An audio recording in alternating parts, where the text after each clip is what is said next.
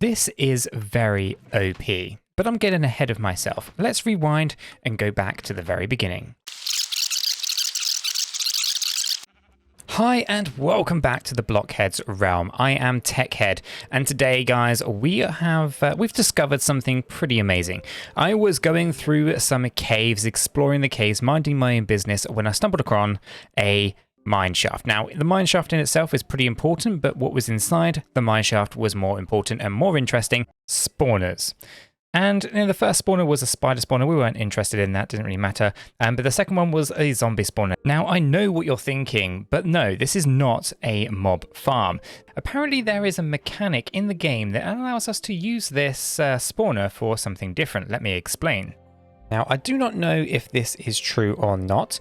However, apparently, if a zombie villager is spawned next to a regular villager, then that villager will give you discounts. So what I'm talking about here is a trading hall that is going to basically wrap around a zombie spawner. So when the zombie spawner spawns zombified villagers, then the villagers will automatically give discounts for their trades. Now, that in itself doesn't sound overly amazing until we start to couple it with several other farms altogether. But we're getting a little bit ahead of ourselves. First thing we need to do is actually find this zombie spawner, go down and actually start to clear out the area. Okay, so the first thing I think we need to do is probably install a bubble elevator, just so that we can get in and out from our area down here without having to kind of, swim our way up. So, oh, I did not think that through. Okay, that's going to be a bit of a problem. I'll tell you what, I'll be back in a second. Let me move this. Okay, so that's our bubble elevator installed. We now need to go back down and we need to start clearing out the area. And this is going to basically make it easier for us to wrap our trading hall around the spawner. So let's go ahead and get that done. Okay, let's start by removing the old bubble elevator. Get this one. Oh, hello. How did you get down here? We'll get you out in a second, don't worry. We're going to clear out this bubble elevator. We're just going to have to remove our little friend here. We'll do that in the most humane possible way. There we go, setting him on fire. So as I said, we're going to basically remove our old bubble elevator here. And what we'll do is run a bit of a time lapse on this one. We'll just clear out as much of this area as possible. You guys don't need to see me breaking every single block.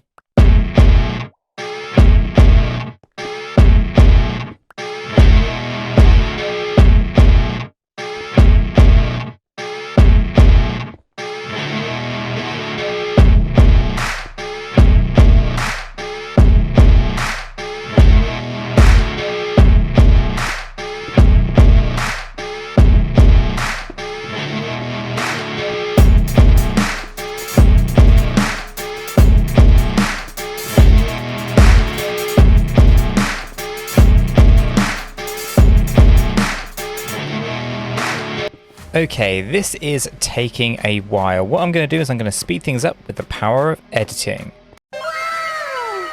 Okay, so here we have the area all cleared out. What we've done is we've cleared out this area. We have made a nice little gap just in the middle there, just where the zombies are going to spawn. We've then gone out, I think it's 15 blocks in around the spawner, okay, because we want to make sure that all of the villagers around the perimeter can take advantage of the discounts. We've obviously got the bubble elevator here, so we can come up that way and down in there. So what we're going to do is we're now going to move on to the next step. In order for our zombies to survive the daylight and all of that kind of good stuff, we are going to need to create some tinted glass. Now, tinted glass is a little bit more difficult. We are going to first of all need to go ahead and create some potions. Okay, so the first potion that we're going to need, in fact the only potion we really need, is the potion of night vision.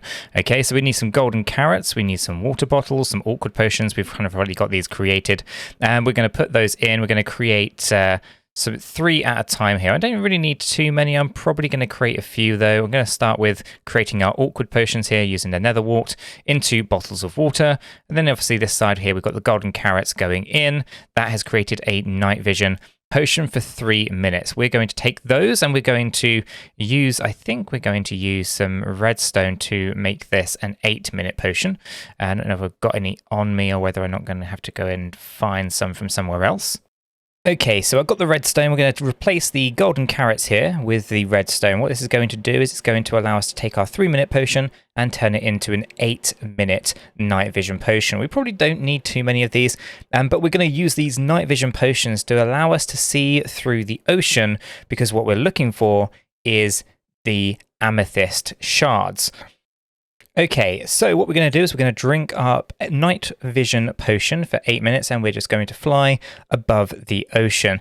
One of the things that's actually quite difficult to find in the game is these amethyst shards, right? They basically spawn in these geodes, and these geodes are incredibly difficult to find. However, when they spawn in the ocean, you can actually see them pretty clearly, and very easy to kind of find what you're looking for, right? So when you can see all the way through the ocean, you're looking for the basalt that stands out, okay? It contrasts to the sand, and we think we may have actually just found one. Let's see. Is that one right there? That's it. That's perfect. So that's exactly what we're looking for. So we only actually needed 1 potion in the end, and we can basically now come on in here and harvest everything that we need. Okay, so let's get things set up, right? The first thing that we're going to need to do here is we're going to need to make sure that we do not break any of the amethyst budding blocks. Okay, so the blocks here with these amethyst shards on them, we do not want to break the actual block itself. We only want to harvest the shards.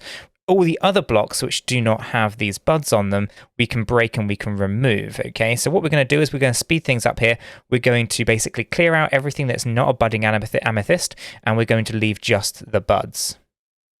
Okay, so with everything cleared out of the way, we're only left with these kind of budding amethysts. We can set the anchor point, and whilst I wait for it to grow, let's go ahead and kill some drowns. What we're looking for here is to basically maximize our tridents, right? We need more tridents. We never have enough tridents in the game. We like to build trident killers, as we obviously did the tutorial over the best trident killers for the game. And what we're looking for here is basically any drowned with a trident. I'm going to kill them in hope that we can actually get hold of their tridents. It'd be good to get a good stack of these because we might need them later on. Here's a guy. Let's see if we can get a trident from him. Usually I'm pretty lucky with this. We can actually pick up a fair few tridents, and not in that case though. So what we're going to do is we're just going to have some fun, kill some drowns whilst we wait for the amethyst shards to grow.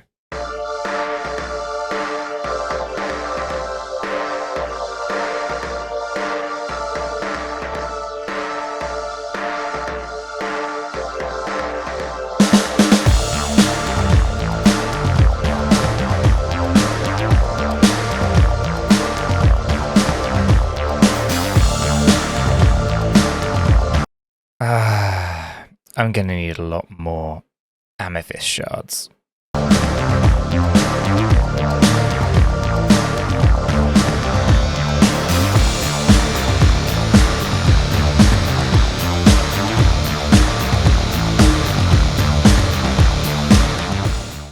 Okay, that took a lot longer than I would have liked, but we now have all of the amethyst shards, and we can make the tinted glass for our zombie spawner. This will basically just stop them from burning up in the sunlight. Even though I'm building this underground, I wanted to make sure that I was using the right materials. So with all these created, let's go head on over to the build and continue with the trading hall.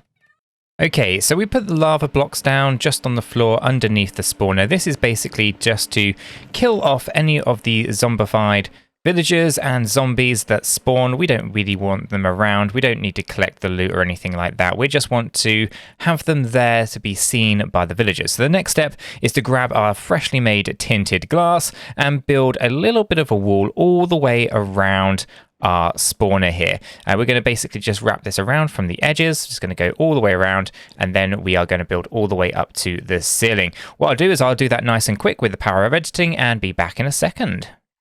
Okay, so I'm going to leave that little gap there just so that I can get in and out, but for the most part, that is now complete. We've got our tinted glass from floor to ceiling, and basically this is going to make sure that nothing can happen to those zombies when they spawn. Now, as I said at the beginning of this video, right, this is a bit of an experiment. I do not know if this is going to work, or if this is just kind of, you know, pure speculation and people are not necessarily being truthful with it. So I thought I'd go through the pain of doing it properly, making sure that we do not cut any corners, so that you guys would know whether this is something worthwhile doing yourselves.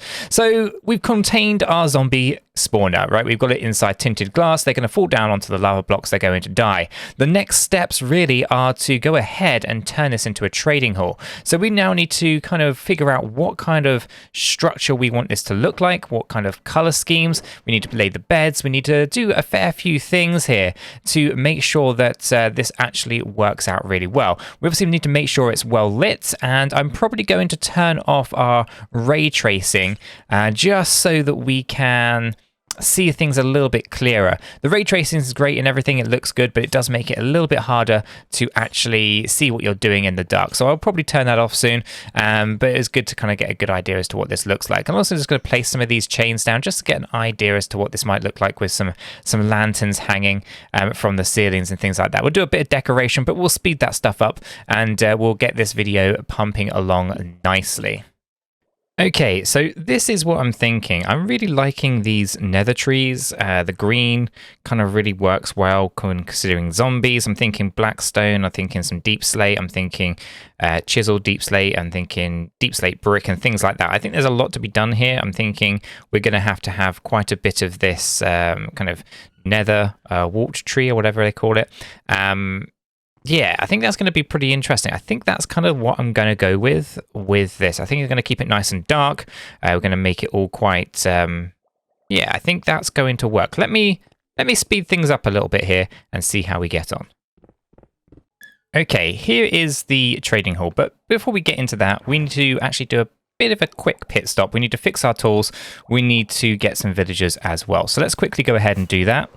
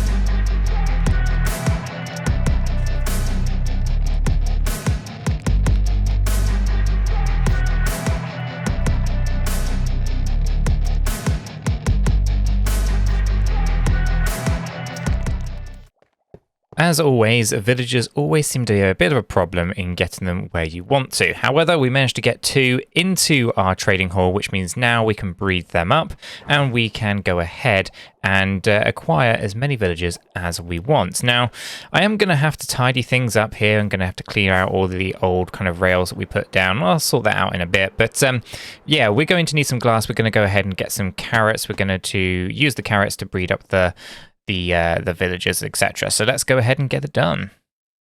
Okay, in order for us to build our trading hall and breed up our villagers, first thing we need to do is actually put our beds down. Now, what we're going to be doing here is we are going to be adding an iron farm above our spawner. This basically will mean that we can trade our unlimited source of iron for our emeralds, and then with those emeralds we're going to trade those for items that we actually want. And this is really what makes the farm so overpowered, because we can just AFK here, get an unlimited source of iron, then trade 1 piece of iron, or I think 3 pieces of iron, for 1 emerald, and then we can trade 1 emerald for a bottle of enchanting, for example, therefore getting unlimited XP. And a whole host of additional things that I'll show you later in the video. So what we're going to do is we're going to start things off by putting some slabs down on top of the roof. We're going to dress that up a little bit. Then we're going to grab the beds and we're going to wrap the beds around the center of the farm, okay? Or specifically, we're going to wrap the beds around the spawner. And in doing so, that's going to anchor in the center point of our village, which will then allow iron golems to spawn up above the zombie spawner. Now, this can be a little bit fiddly, it can be a little bit complicated. I did a whole video on how to build an iron farm the other day, so check that one out if any of this seems unusual or confusing. I am going to speed things up though, because we are of course getting a little bit ahead of ourselves in terms of this video, and we have still got so much to do. So what we're going to do is we're going to speed this up and I'm going to show you the end result.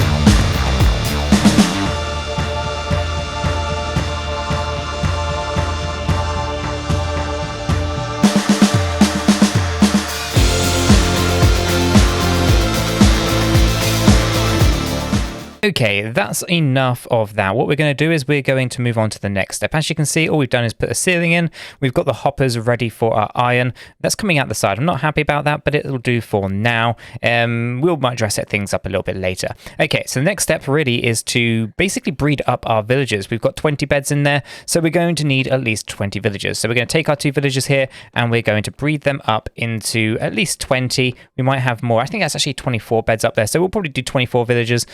Okay, so we bred up our villagers. We got them all into the little compartments here. We can put trapdoors just inside or just on front of these workstations, but basically we've got all the villagers in it. We've got a couple of spare ones. We'll probably breed up some more. I'm thinking we'll probably end up wrapping some villagers around the outside as well. So we've got our toolsmiths, for example. We've got our blacksmiths and all those kind of usual ones we'd expect, all wrapping around the center. We've also got our iron golems spawning now as well, so we know that we can make this into an iron farm pretty easy enough. But obviously we do need to make sure that there is enough space for us to basically have the iron golems spawning above the spawner and not around here at the moment. We don't want them in the way, so we'll probably do some spawn proofing. We're probably going to end up having to replace all this flooring with slabs rather than full blocks, and that way we can basically take advantage of a few things here, because at the moment the iron golems are able to spawn down here and I don't want them down here. I want the iron golems much further away from us. So we'll sort that out in a second, but we'll just finish this off. We'll just put some trapdoors just in front of all these workstations.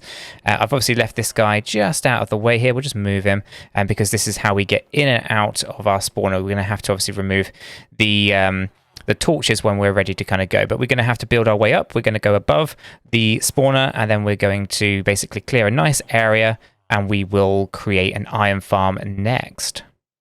Okay, so that is our iron farm done. We are now getting iron golems spawning and we are melting them down into iron ingots. Our next step really is to go ahead and dress things up a little bit and then show you how this farm works.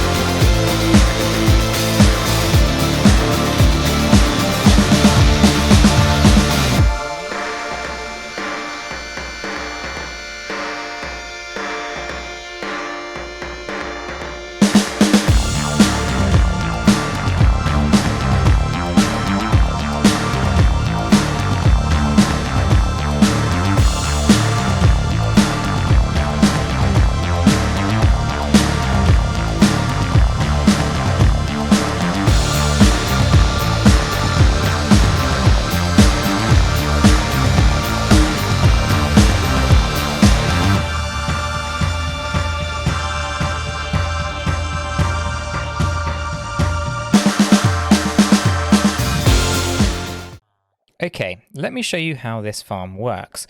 Up here we have ourselves a zombie spawner. The zombie spawner will spawn zombies, they will fall onto the lava blocks and they will die. When a zombified villager gets spawned, all of these villagers around here will notice that there's a zombified villager and they will provide discounts to anyone who wants to do trades with them. So for example, if I come all the way over to this guy, we can see that we have things like 3 iron ingots for 1 emerald. And there's a whole host of discounts as well down here. Now, these are not amazing discounts, at least for these guys. They're great because we can, of course, use our unlimited iron supply to basically get unlimited emeralds, and from those unlimited emeralds we can of course trade with these guys to get our bottles of enchanting. You can see currently these are for 2 emeralds, but if I come to some of these other villagers, some of them are also on 1. I can't find any right now, but I've done a fair amount of trading with these guys as they're all maxed out levels. Now if I just come up here and see if we can catch that zombie that's just dying over there, you can kind of see. But what we've got above this is our iron farm. Now, our iron farm is a little bit sporadic. Sometimes it wants to spawn iron golems, sometimes it doesn't. I've altered this about half a dozen times already, trying to find a good sweet spot for it. I actually did a whole tutorial on how to set up an iron farm, but essentially here what I'm having troubles with is allowing us to spawn the zombies and spawn the iron golems at the same time. I moved the farm over here and it has been working reasonably well, but I do think the beds and the center bed of the village keeps shifting around a little bit and it's more this side.